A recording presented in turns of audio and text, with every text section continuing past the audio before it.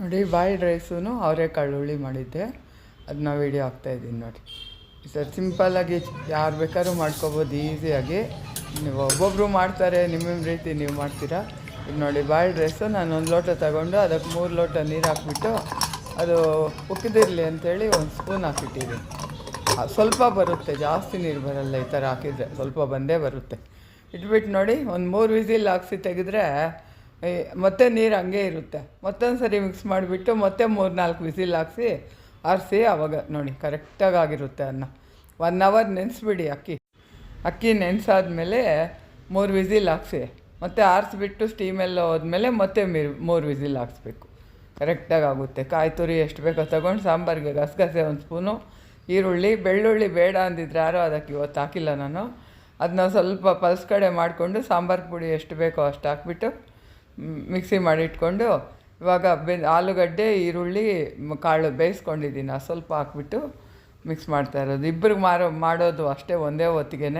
ಅದಕ್ಕೆ ನಾನು ಬೇಕಾದಷ್ಟು ಮಾಡ್ತೀನಿ, ನನಗೆ ಮೆಸರ್ಮೆಂಟ್ ಗೊತ್ತು. ಅದಕ್ಕೆ ನಾನು ಯಾರನ್ನ ಬಂದರೆ ಇದು ಕೊಟ್ಬಿಟ್ಟು ಬೇರೆದು ಮಾಡ್ಕೋತೀನಿ, ಬೇಕಾದರೆ ಬಿಸಾಕೋಕ್ಕಷ್ಟು ಮಾಡೋಲ್ಲ. ನೋಡಿ ಎಲ್ಲ ಮಸಾಲೆ ಇದಕ್ಕೆ ಹಾಕ್ಬಿಟ್ಟು, ಇವಾಗ ಇದಕ್ಕೆ ರುಚಿಗೆ ತಕ್ಕಷ್ಟು ಉಪ್ಪು, ಒಂದು ಸ್ವಲ್ಪ ಬೆಲ್ಲ. ನಾವೆಲ್ಲ ಸಾರಿಗೂ ಬೆಲ್ಲ ಹಾಕ್ತೀವಿ, ನಿಮ್ಗೆ ಇಷ್ಟ ಇಲ್ಲಾಂದರೆ ಬೆಲ್ಲ ಬಿಟ್ಕೋಬೋದು. ಅರಿಶಿನ ಸ್ವಲ್ಪ ಹಾಕ್ಬಿಟ್ಟು ಸ್ಟವ್ ಮೇಲಿಟ್ಟು ಚೆನ್ನಾಗಿ ಕುದಿಸ್ಬೇಕು. ಈ ಕಾಳಿಗೆ ಸ್ವಲ್ಪ ಉಪ್ಪು ಹಾಕಿಟ್ಟಿದ್ದೀನಿ ಮೊದಲೇ, ಮತ್ತು ಸ್ವಲ್ಪ ಉಪ್ಪು ಹಾಕಿದ್ದೀವಲ್ವ, ಎಲ್ಲ ಹಿಡಿಯೋವರೆಗೂ ನೋಡಿ ಸ್ಟವ್ ಮೇಲೆ ಇಟ್ಟು ಮಿಕ್ಸ್ ಮಾಡ್ತಾಯಿದ್ರೆ ಕಲರ್ ಅದೇ ಬಂದುಬಿಡುತ್ತೆ. ಸಾಂಬಾರು ಪುಡಿ, ಅರಿಶಿನ ಎಲ್ಲ ಹಾಕಿರ್ತೀವಲ್ವ, ಅದರದ್ದೇ ಕಲರ್ ಬರುತ್ತೆ. ಇವಾಗ ಇದು ಕುದಿಯೋವಾಗ ಹುಣಸೆ ಹುಳಿ ಸ್ವಲ್ಪ ಹಾಕ್ಕೋಬೇಕು. ರುಚಿಗೆ ಎಷ್ಟು ಬೇಕೋ ಅಷ್ಟು ಹುಣಸೆ ಹುಳಿ ಹಾಕ್ಕೋಬೇಕು, ಇಲ್ಲ ಟೊಮೊಟೊ ಕೂಡ ಹಾಕ್ಕೋಬೋದು. ಈ ಕೆಳಗೆ ಕೂತ್ಬಿಡುತ್ತೆ, ಅಲ್ಲೇ ನಿಂತ್ಕೊಂಡು ಕಲಿಸ್ತಾಯಿರಿ, ಇಲ್ಲಾಂದರೆ ಹೊರ್ಗೂ ಉಕ್ಕು ಬಂದುಬಿಡುತ್ತೆ. ಉಕ್ಕು ಬರೋದ್ರಲ್ಲೇ ತುಂಬ ಟೇಸ್ಟ್ ಇರೋದು.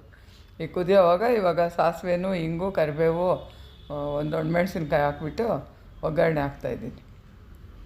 ಒಗ್ಗರಣೆ ಹಾಕ್ಕೊಂಡು ಅದೇ ಬಾಣಲಿ ಒಳಗೆ ಸ್ವಲ್ಪ ಸಾಂಬಾರನ್ನು ಹಾಕ್ಕೊಂಡು ಅದನ್ನು ಹಾಕ್ತೀವಿ. ಇಂಗು ಎಲ್ಲ ಮೆತ್ಕೊಳ್ಳುತ್ತಲ್ಲ, ಆ ರುಚಿ ಎಲ್ಲ ಇದ್ರಕ್ಕೆ ಬರುತ್ತೆ. ಇವಾಗ ನೋಡಿ ಈ ಥರ ಮಾಡ್ಕೋಬೇಕು. ಮೊದಲಾದರೆ ಸೋಟಿತ್ತು ಸಣ್ಣದು, ಹಿತ್ತಾಳೆ ಸೋಟು, ಒಗ್ಗರಣೆಗೆ ಅಂತಲೇ ಇಟ್ಟಿದ್ರು ನಮ್ಮ ಅಜ್ಜಿ.